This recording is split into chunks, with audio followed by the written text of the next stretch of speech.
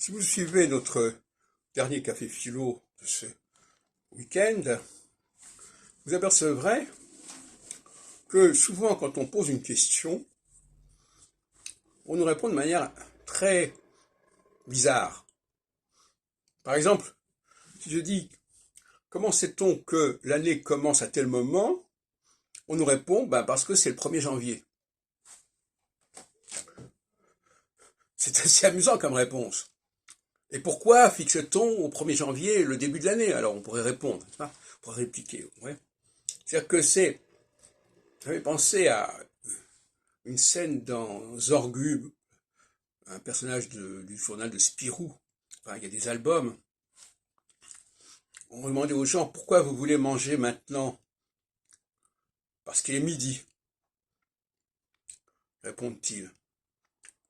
C'est pas parce qu'ils ont faim, parce qu'il est midi. Donc il y a une espèce de renversement de la preuve. Il suffit de dire, voilà, c'est l'heure. Pourquoi c'est l'heure? Ah ben c'est comme ça.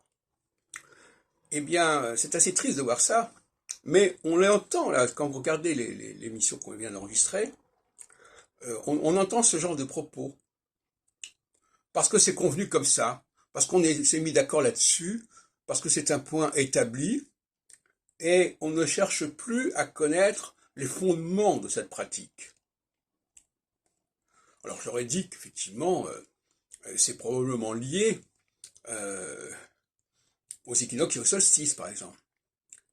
Si cette connaissance, si ce rapprochement entre les équinoxes et les solstices et le Noël, ou le 1er janvier, par exemple, ou Pâques et l'équinoxe d'automne, etc., si ce rapprochement était dans les mœurs, on n'aurait pas de mal à comprendre l'astrologie que je propose, qui est une astrologie qui est justement fondée sur les équinoxes et les solstices, à condition, bien entendu, qu'il y ait un curseur, qu'il y ait un prometteur qui bouge.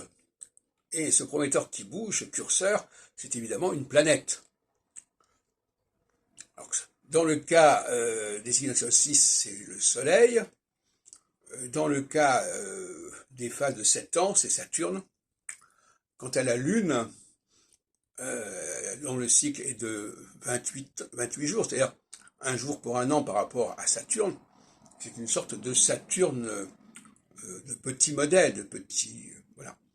D'ailleurs, on connaît la formule dans le livre de l'Exode, 40 jours, 40 ans. On trouve également dans le livre d'Ézéchiel, il me semble. Donc,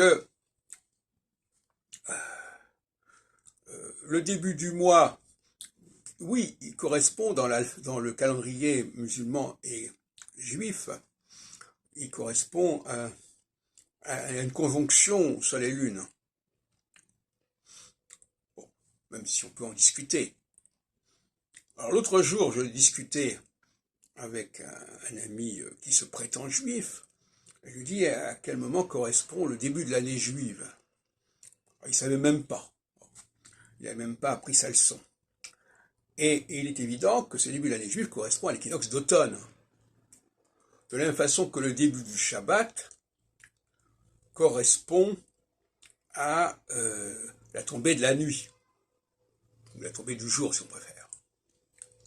Donc il y a quand même des facteurs de temps qui sont liés à des facteurs cosmiques. Et ça, c'est quelque chose qu'il faut rappeler.